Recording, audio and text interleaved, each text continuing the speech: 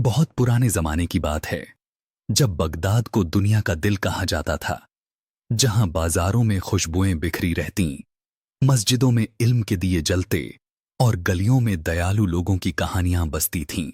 इसी शहर में रहती थीं एक बेहद सीधी, सच्ची और नेक लड़की, जहरा बिन्त फारिस।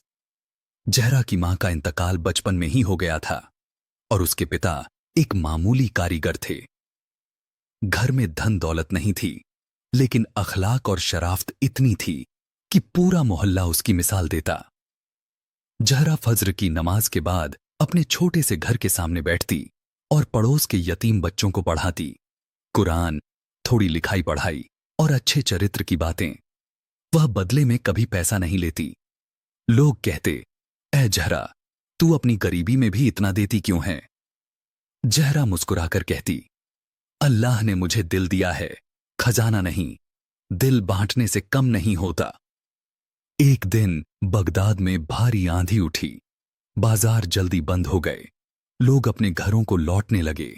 जहरा अपनी किताबें समेट ही रही थीं कि उसे एक मध्यम सी आवाज सुनाई दी, मदद, कोई है? वह दौड़कर बस्ती के किनारे पहुंची, जहां एक बुजुर्ग अनजान आदमी गिरे हुए थे। शायद वो शहर से बाहर से आए यात्री थे। उनके कपड़े फटे हुए, चेहरा थकान से बुझा हुआ। जहरा ने बिना सोचे उन्हें सहारा दिया, पानी पिलाया और अपने घर ले आई। उस रात उसने बुजुर्ग की देखभाल की, खाना खिलाया, दवा दी और उनसे कोई सवाल नहीं पूछा। सुबह जब बुजुर्ग उठे, उनकी आंखों में चमक थी। उन्होंने कहा, बेटी, क्या तू जानती है मैं कौन हूं? जहरा मुस्कुराकर बोली, शायद कोई मुसाफिर, बस इतना काफी है। बुजुर्ग ने कहा, मैं कोई मामूली मुसाफिर नहीं। मैं खलीफा हारून अल रशीद का विशेष दूत हूं। बीती रात मैं भेस बदलकर शहर की हालत देखने निकला था, लेकिन आंधी में गिर पड़ा और तूने मेरी जान बचाई। जहरा चौंकी।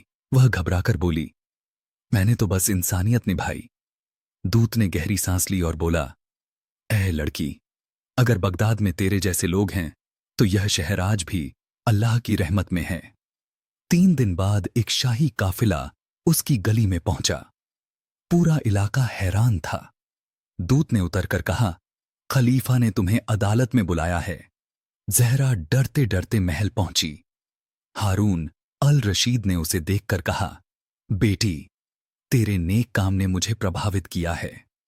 तूने बिना पहचान पूछे, बिना लालच, सिर्फ इंसानियत के नाम पर मदद की। आज से तू बगदाद की यतीम खाना और लड़कियों की तालीम की संरक्षक होगी। जो चाहे मदद मांग सकती है। जहरा की आंखों में आंसू भर आए। उसने कहा, मुझे बस इतना चाहिए कि बगदाद की हर गरीब बच्ची पढ़ सके। धीरे धीरे जहरा ने अपनी मेहनत से बगदाद के कई यतीम बच्चों के लिए स्कूल बनाए। लोग उसे निखी की रानी कहकर बुलाने लगे। उसका घर अमीर नहीं हुआ, लेकिन उसकी दुआओं का असर इतना था कि बगदाद आज भी उसकी कहानी याद करता है। और कहते हैं, जहां नेक नीयत हो, वहां छोटी सी लड़की भी शहर बदल सकती है।